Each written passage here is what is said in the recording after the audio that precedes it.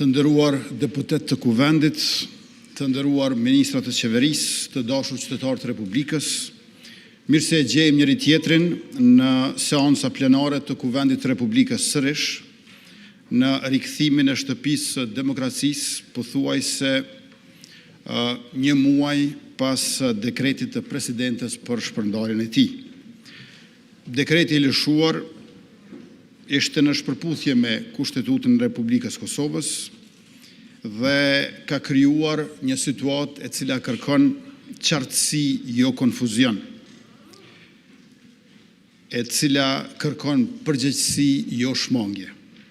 Gjykata kushtetuese ka folur për natyrën e Republikës sonë demokratike parlamentare dhe për kufit që kushtetuta i vendos çdo institucioni.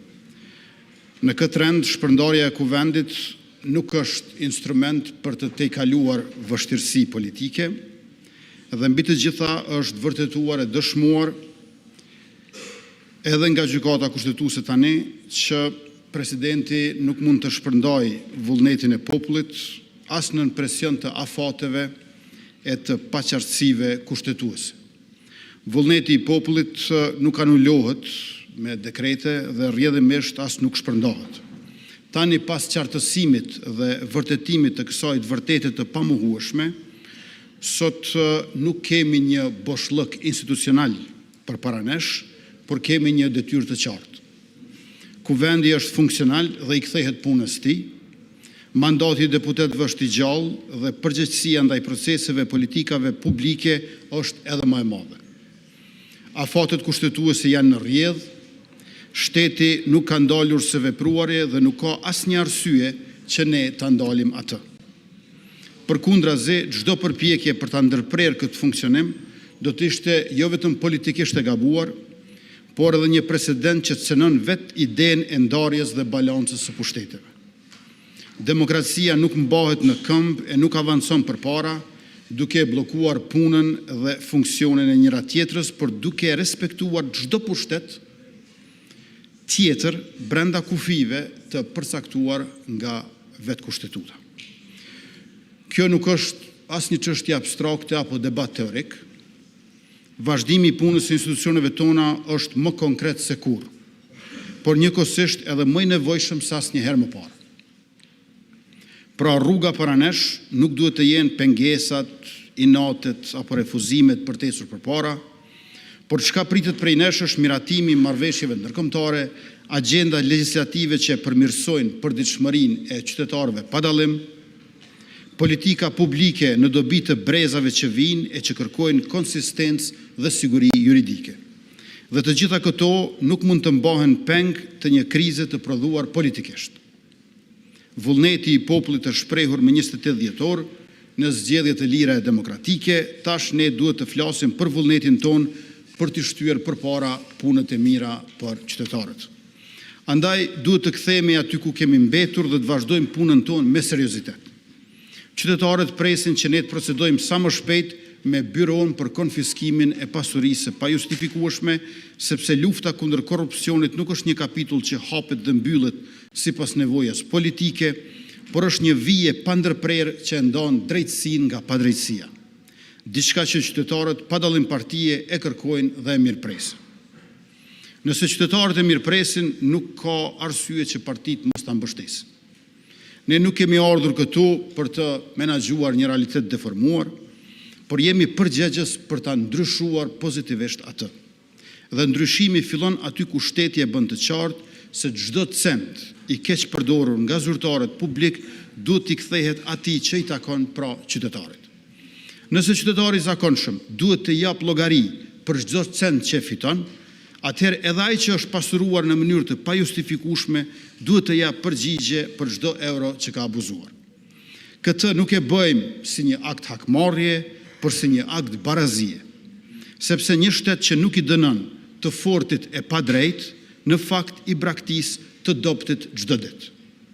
Nëse i kërkojmë tatimin secilit që punon me djers në ballë e me mund fizik a intelektual, dhe vjen i raskapitur çdo mbrëmje, atëherë cila është arsye që të mos kërkojmë nga ata që pa asnjë përpjekje i qel mëngjesit pasuruar. Derisa presim mbështetje për ligjin për byron, pra abuzimet me fondet publike, ne gjithashtu presim mbështetje në mbrojtjen e qytetarëve nga abuzimet me çmimet e larta. Pozita dhe opozita janë dëshmitar që qytetarët tanë kanë ankesa për abuzime me çmime të larta. Atëherë, nëse pajtohemi për problemin, duhet pajtohemi edhe me zgjidhjen. Me fjalë të tjera, duhet ta rikthejmë ligjin për çmimet tavan, jo si një debat ideologjik, por si një përgjigje konkrete ndaj një realiteti që çdo familje e ndjen për ditë. Bota po kalon nga kriza në krizë, një luftë që ka nisë nuk përfundon, fillon një tjetër që as mendonim se do të nisë, dhe nga pandemia e vitit 2020, tash te lufta në Ukrainë në vitin 2022, e së fundmi edhe kjo lufta në lindjen e mesme, ndërkohë që krizës energjetike të vitit 2022 po i shtohet edhe ajo e vitit 2026, ju e dini që secilë sfidë jemi përgjigjur me pako konkrete ekonomike, me që jemi munduar që në çdo dimension, mandatin e kaluar, të ndihmojmë secilën kategori shoqërore. Por, sikur në secilën krizë, ju e dini të nderuar deputet që dikush zgjedh të përfitoj. Ka tregtar, bizneset mëdha, që e kanë keq përdor krizën për të arritur megjithatë artificialisht çmimet. Andaj kur çmimi i produkteve bazike rritej përtej çdo logjike ekonomike, kur tregu e humb sensin e drejtësisë dhe qytetari mbetet i pambrojtur, atëherë shteti nuk mund të fshihet prapa parimeve abstrakte. Ai duhet të ndërhyjë me maturi, por edhe me vendosmëri. Sepse liria ekonomike nuk mund të kthehet në liri për të shfrytzuar dhe tregu nuk mund të jetë një hapësirë ku më i forti vendos gjithmonë mbi më dobët. Duhet theksuar që të njëjtën iniciativë e morëm edhe më herët për këtë, por u pat kontestuar në gjykatë kushtetuese nga opozita. Pra, ankesa për çmime të larta u bë ankesë në gjykatë kushtetuese kundër ligjit për të ndalur abuzimin me çmime. Ta shumë shpejt do risjellim këtu për ta votuar dhe presim që edhe opozita të reflektojë e të na mbështesë në këtë projekt ligj, sepse ky projekt ligj i ri, por në thelb i vjetër, i mbron nga abuzimi me çmime të larta të gjithë qytetarët, pra ata që na mbështesin neve si mazhorancë, por edhe qytetarët që mbështesin PDK, LDK, AK e kështu me radhë. Prandaj problemet e përbashkëta kërkojnë zgjidhje të përbashkët dhe presim përkrahje të të gjithëve, duke theksuar gjithmonë se kjo nuk është ndërhyrje kundër tregut, kjo është ndërhyrje për drejtësi në treg, dhe drejtësia në treg është pjesë e drejtësisë në shoqëri. Të nderuar deputet, nëse shteti duhet të jetë i drejtë në ekonomi, ai duhet të jetë po aq i drejtë në hapësirën publike. Hapësira publike është e të gjithëve, që do të thotë e asnjërit me emër të përveçëm. Dhe këtu hyn një tjetër çështje që nuk mund të anashkalohet. Mediat. Një demokraci nuk jeton vetëm nga vota qytetare, por edhe nga fjala e thënë. Dhe kjo duhet të jetë e lirë për të qenë e vlefshme. Por fjala nuk mund të jetë e lirë nëse është e kapur nga interesat fshehta. Raportimet për financime me thas parash nuk janë vetëm një problem i etikës profesionale. Ato janë një kërcënim i drejt për integritetin e debatit publik. Sepse kur paraja hyn në mënyrë të padukshme, ajo nuk blen vetëm hapësirë mediatike. Ajo blen ndikim, orienton narrativën dhe në fund deformon perceptimin e qytetarit. Një qytetar i dezinformuar nuk është qytetar i lirë. Ajo është i manipuluar dhe si tregojnë edhe raportet, ky manipulim po vjen direkt nga armiqtë tonë, por që fatkeqësisht po gjejnë edhe argatin e tyre brenda vendit tonë. Ne nuk kemi asnjë interes të kufizojmë mediat.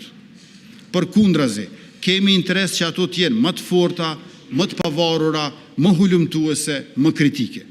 Por pavarësia nuk mund të ndërtohet mbi fshehtësi që financojnë shpifjen dhe dezinformimin. Liria editoriale duhet të jetë e garantuar, por ajo duhet të shoqërohet me transparencë të plotë të pronësisë dhe të financimit. Qytetarët duhet ta dinë se kush flet në emër të kujt flet dhe me çfarë burimesh flet dhe nga kush financohet. Nëse secili biznes tjetër jep përgjegjësi për financat dhe burimet e tij, media gjithashtu duhet të jenë në të njëjtin nivel të përgjegjësisë. Kjo edhe e mbron qytetarën nga manipulimi dhe dezinformimi, por edhe i mbron gazetarët dhe mediat e ndershme që raportojnë e informojnë me burime të sakta dhe financa të gjërmueshme. Ligji për Këshillin e pavarur për media që do ta sjellim para jush nuk është për të kontrolluar median, por për të mbrojtur atë nga kopja. Cenzurë është pengesa e lajmit të drejtë, jo e lajmeve të pavërteta me financime të dyshimta. Dhe një demokraci që nuk e sheh këtë rrezik me kohë, rrezikon të humbas lirinë pa e kuptuar dhe me të njëjtën logjik ka vepruar edhe Bashkimi Evropian kur ka mbyllur transmetimin e portaleve dhe televizioneve ruse. Nëse në diktaturat të dikurshme kontrolloheshin rezultatet, sot nga oligarkia ka rrezik të kontrollohen premisat në mënyrë që të manipulohen rezultatet. Sot grupet e interesat nuk e prekin lirinë e shprehjes, ato kontrollojnë ekonominë e medias, ashtu që të mos ketë nevojë për ndërhyrje në lirinë e shprehjes. Të nderuar deputet, në fund të gjitha këto çështje, nga dekreti te marrëveshjet ndërkombëtare, nga lufta kundër korrupsionit, te drejtësia në treg dhe transparenca në media, lidhen me një parim të vetëm që duhet të na udhëheq, por edhe të na bashkojë, sundimi i ligjit. Një shtet i së drejtës kërkon përgjegjësi dhe llogari. Ne do të vazhdojmë punën tonë që Republika jone e përbashkët të jetë shembull për qytetarët pa dallim dhe model për rajonin e Ballkanit Perëndimor. Populli ynë ka vuajtur shumë nga padrejtësitë të huajve dhe prandaj kërkon llogari e drejtësi nga përfaqësuesit e vet. Kuvendi është shtëpia ku shtyhen politika që kërkojnë përgjegjësi nga ata që kanë abuzuar me fonde publike, ku vihen standarde për fjalën publike, ku mbështeten marrëveshjet ndërkombëtare dhe kërkohet përgjegjësi për ata që abuzojnë me lirinë e shprehjes, si dhe përkrahen iniciativa që i mbrojnë qytetarët nga abuzimi me çmime të larta. Kjo është detyrë e gjithë neve dhe prandaj duhet edhe mbështetje e të gjithëve bashkë. Këto iniciativa do të jenë të gjitha shumë shpejt para jush, prandaj edhe presim që ti adresoni, diskutoni, procedoni, miratoni sa më shpejt. Prandaj sot nuk e kemi luksin e vonesës, nuk e kemi luksin e blokadës dhe nuk kemi nevojë për zgjedhje të reja, të sërishme si ikje nga përgjegjësia që na takon. Kosovën, institucionet e saj legjitime, me vullnet të shprehur rishtazje qartësisht nga qytetarët, duhet të lënë të punojë. Ka pasur mjaftueshëm zgjedhje e rizgjedhje dhe qytetarët kanë folur mjaftueshëm. Tani na duhet të punojmë sa më shumë që të mundemi bashkë e jo të kemi blokada të reja që nuk e lën vitin e vjetër të jetë në kaluarën. Blokadat, grackat, kleçkat, taktikat nuk janë mendësi e zhvillimit, por e ngecjes. Është koha që të ecim përpara dhe të jemi në krye të detyrës. Sot paraqesim për miratim projekt ligjin për ratifikimin e amandamentit numër 3 të marrëveshjes financiare ndërmjet Republikës Kosovës dhe Bashkimit Evropian për programin IPA 2018. Qëllimi i amandamentimit të kësaj marrëveshje është që zgjatja afatit kohor për zbatimin e projekteve, përkatësisht që afati përfundimtar për zbatim të jetë 10 vite pas arritjes së marrëveshjes fillestare dhe me qenë se ajo marrëveshje ka hyrë në fuqi në vitin 2019, afati për zbatim zgjatet deri në vitin 2029. Kërkesa për këtë shtyrje ka ardhur nga zyra e Bashkimit Evropian, e cila është autoritet kontraktues për projektet IPA në Kosovë, me qenë se afati më hershëm për marrëveshje fillestare i caktuar për 6 vite, më tej zgjatur në 7 vite me amandamentin 2 nuk ishte mjaftueshëm për zbatimin e projekteve për shkak të vonesave që ka pasur gjatë zbatimit të projektit të ndërrimit të filtrave në termocentralin Kosova B.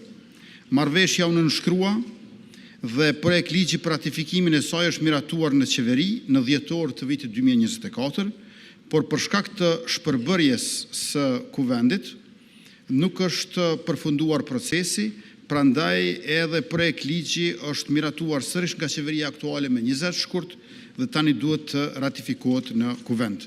Ju faleminderit për vëmendjen dhe kërkoj mbështetjen tuaj.